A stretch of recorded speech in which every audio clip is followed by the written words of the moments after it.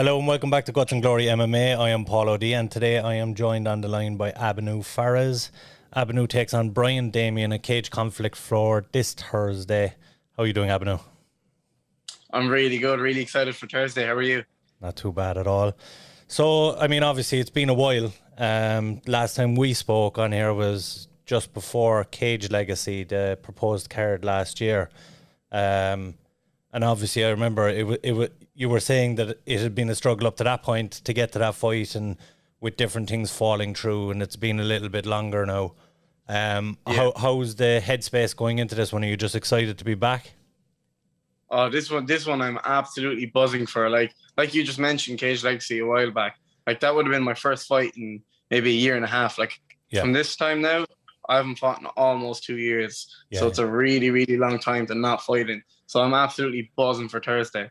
I went through a couple of stuff with my brother. So we got some really funky shit coming into this fight. I'm excited to put it on and put on a serious show. I'm actually buzzing for this one.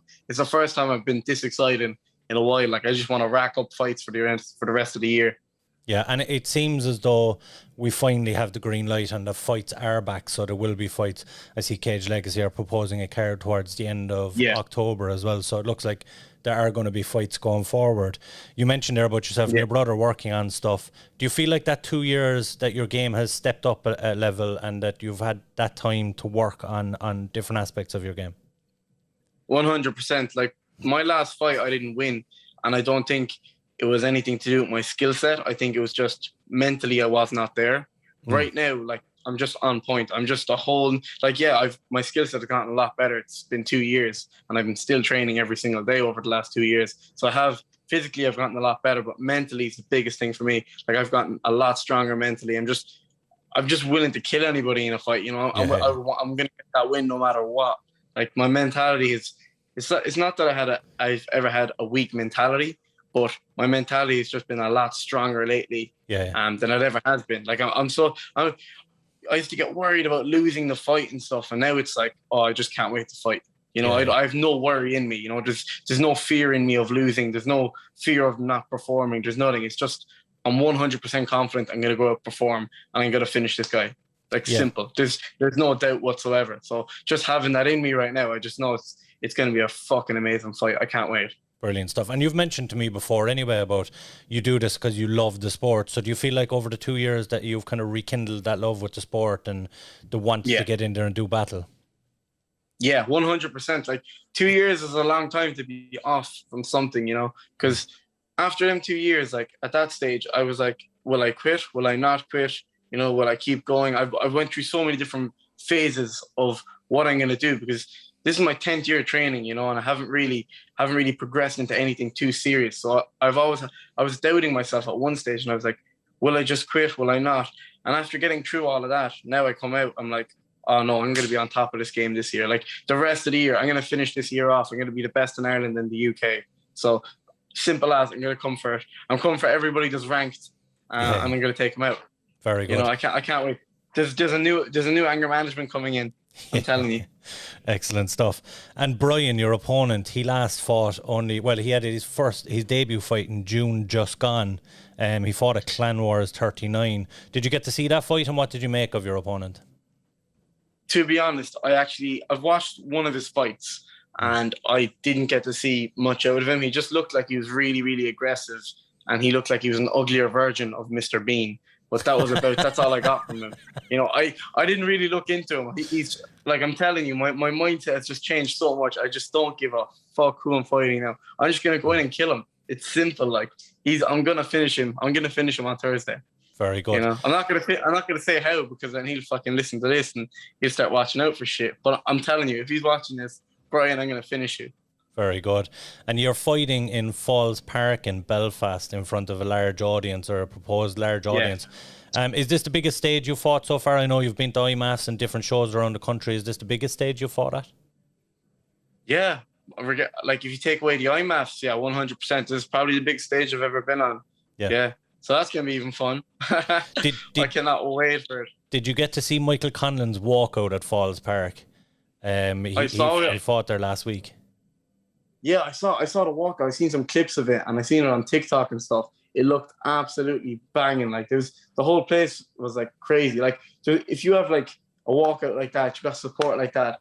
Like, I can't remember who shared it, but I looked at it and it's like, it's impossible to lose. You know, you just have, you're just so confident in yourself when you absorb that heat, you know? Yeah. And it's a big moment, obviously, for yourself going out. And it's a very new style of fight, this kind of outdoors. We haven't really got that in Ireland. We don't have the weather for it most of the time, but we haven't really got that to this point in Ireland. So it must be, it's a unique opportunity. There's going to be a lot of eyes on it. Are you excited about that? Yeah. I can't wait. Like, I've a good crew of my friends coming up as well to make it even better. So there's a good few of my friends coming up also to come up and support me, it's going to be fucking amazing. I can't wait for it. So not only is it, and we're going to have a lot of support in the stadium, I'm going to have also my own friends coming up, people from the gym coming up. So there's a whole support system in place, and I can't wait to welcome them with the win afterwards as well. Yeah, and you very recently travelled over to Bulgaria. I see you're wearing the top there, the IMAF cadet team. You were over there as a coach.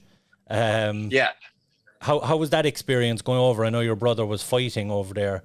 And did that kind of give you that extra motivation to see people back in there and to get that vibe again, fighting kind of mentality, being around all that?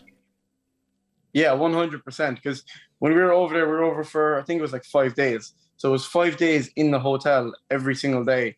And you're looking at the other fighters, you know, they're looking at you. Obviously, I wasn't fighting, but my younger brother was. And they're looking at you. They're seeing all you in their division. They're kind of like looking at you, like walking you down a bit. And, you know, you're getting that like feel of a fight. And when I was in it, like, even though I wasn't fighting, but I was there for 5 days, it gave me that feel of the fight. And even watching the fights over there and being back in action in an actual venue and watching stuff in a venue, cornering my brother, you know, it gave me the feel for the fight again. And I think that helped a lot as well, because taking 2 years off and then jumping right into something, it's a big step. But when I kind of got that extra 5 days over there to feel stuff out and feel out the nerves and feel out everything that's going through my brain and my body, it's just perfect. You know, it really, really gave me that extra little kick. Yeah, of course. And tell me, is it more nervous being on the sideline watching Fufu get in there, or is it more nervous getting in there yourself? To be honest, I couldn't give a shit about my fights. Like, I just go in, fight, and I'm going to win. Simple as. There's no doubt.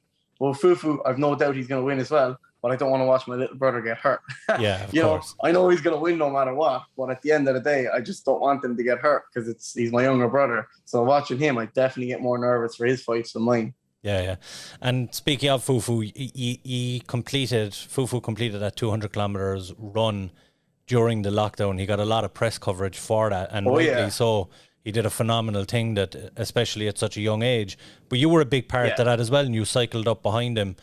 It must be kind of, from your own perspective and what you did, you must be massively proud of yourself and him in such a big achievement. I done the easy job. Like, all I had to do was cycle up, have a load of snacks in my bag, and be the fat cunt eating them. Like, I was chilling. He was going through the pain. I was eating chocolate bars and everything while I'm cycling. I was enjoying my life. Like, but no, he done a really good. He achieved a really good achievement that he had planned for a good few months. You know, he just planned, and he was like, all right, this time next year I'm gonna run this. And I was like, fuck, you're crazy. But you know, he got it done. He's an absolute beast. And next year he wants to run 300 as well. So this isn't even enough. But I'm always going to be proud of him no matter what he does. Like, whether he wins, he loses, whatever he achieves, whatever he doesn't.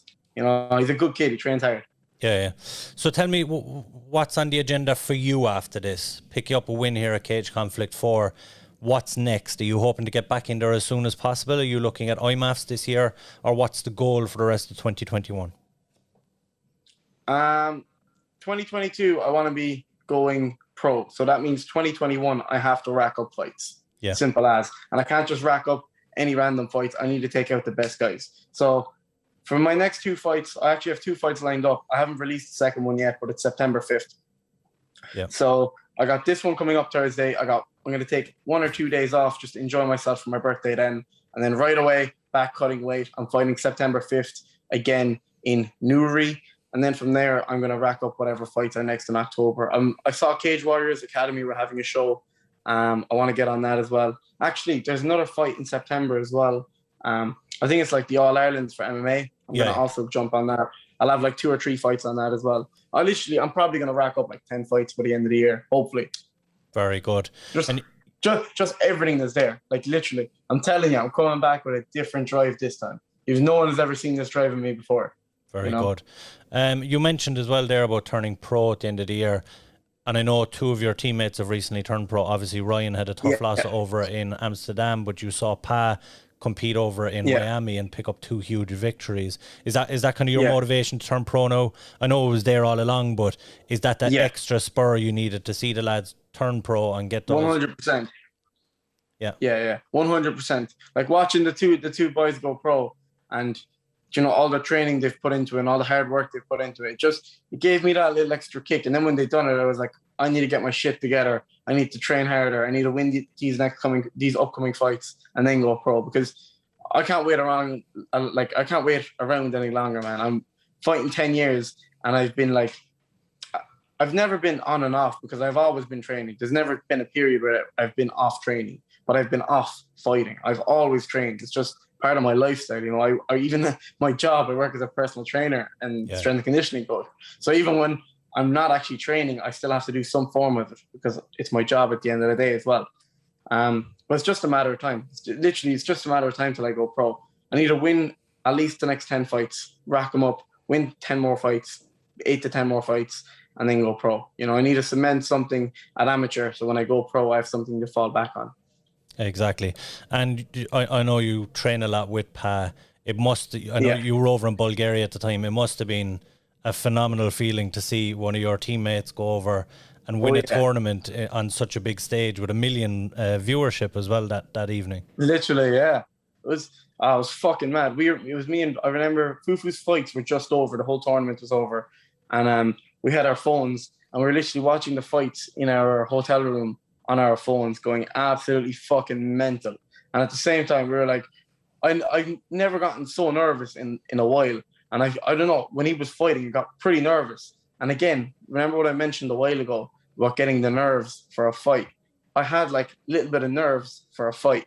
So I got them little nerves in me again. So it kind of gave me another extra little kick. Because I feed off that. I absolutely love it. If I don't get nervous and if something doesn't scare me at all, I just don't love it. I don't have any sort of passion for it. Rather, if something kind of scares me a little bit or gives me a little drive, I fucking love it. I'll be addicted to it, you know. And when I was back to the story, when I was watching half fight, I had that, and I was just fucking buzzing. So not only was I buzzing for him, I was buzzing for myself as well, because I didn't have that in a while, you know. Yeah. So and then he fucking demolished some 2 lads, you know, just absolutely went through them. To make it even better, so me and Fufu were in our hotel room going absolutely wild, you know. Of course. So look, before we let you go, I know you have a little bit of weight to cut there before tomorrow's weigh-ins. Why should we tune into your fight on Thursday during? I believe it's kind of around 5-6 o'clock. You'll be fighting Irish time, kind of in and around that time. Why should we tune into your fight, and where can we find your fight? My fight. I don't think my fight is going to be viewed on a pay-per-view, from what I know anyway. You can double check with Cage Conflict, but what I know, it's not going to be on a pay-per-view. But I will have a live stream up on my Instagram page, tfb.fitness. So hit up tfb.fitness Thursday. I'll have a live stream for my fight and maybe 1 or 2 of the other fights as well.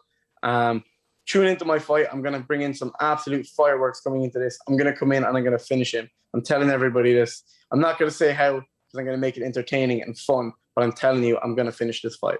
Excellent stuff. And do you have any shout-outs you'd like to do before you go?